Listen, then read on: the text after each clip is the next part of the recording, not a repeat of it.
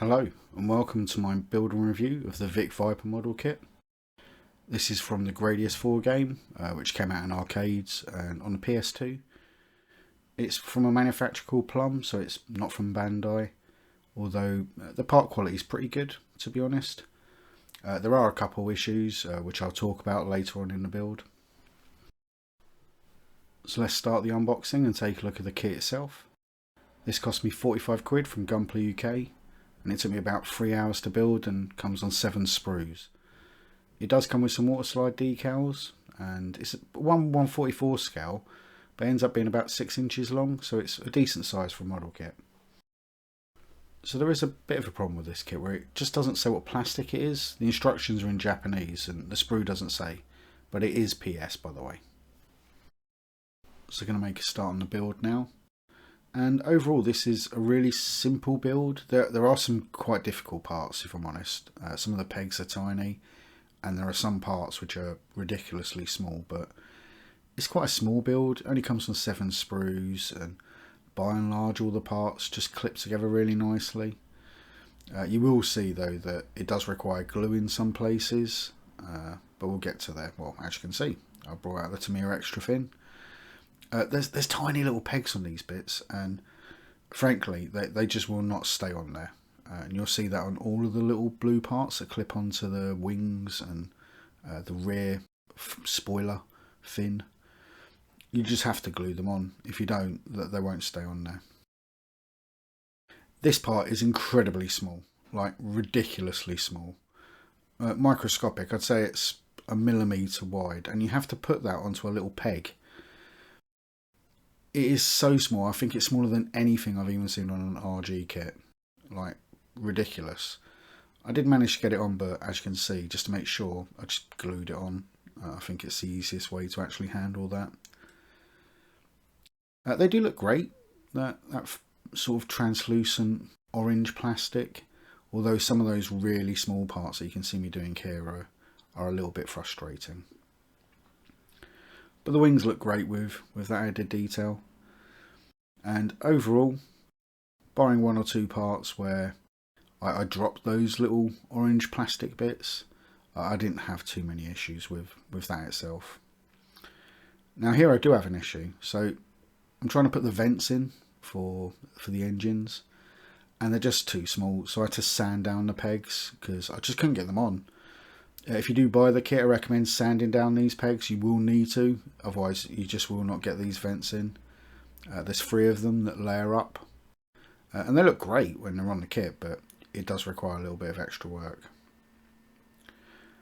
I'll also mention about the panel line. So this is PS, like I said. You can panel line it, and I did use Tamiya Pour type panel liner, but the grooves themselves, the panel lines, are incredibly shallow, to the point where I was applying layer after layer and just cleaning it off to even get anything to stick in there because they are so shallow. What I would do if I did this again is probably rescribe it, just go over those panel lines and make them a little bit deeper. There's a couple more parts here you can see here and there where I just have to glue the parts on because the connections are really small, or they just don't feel sturdy, like that part's just going to fall off. I don't glue Gundam model kits at all really, unless that part just always falls off. But for this I really did need to get the Tamiya Extra Thin out. You can see it's starting to take shape, and again those panel lines have stood out, but that's more through just brute force of me putting layer after layer on there. Gives it a bit of a dirty look, but I quite like that, like it's almost weathered, and I think I've kind of got away with it in the end. But if you wanted a cleaner look, like I said, rescribe it. Without that, it's not going to hold that detail. The engine's quite nice, a nice little vent. It's got a peg that holds it in, which took me ages to figure out. I edited that bit out because I looked incredibly dumb. But it was quite a hard part to actually put together. Just putting on the kind of missile bays. There is a changeable pod there for the base, and the base comes with a ball joint, which is great. So you can change how you pose it and the articulation. and just snap built, looks fantastic. So here's a finished model pre-decals and just a bit of panel lining and decal time. I quite enjoy decals, so I'm looking forward to this. So here's the completed build, and I think it's come out fantastic. I love the water slides on this. There's a couple fiddly ones.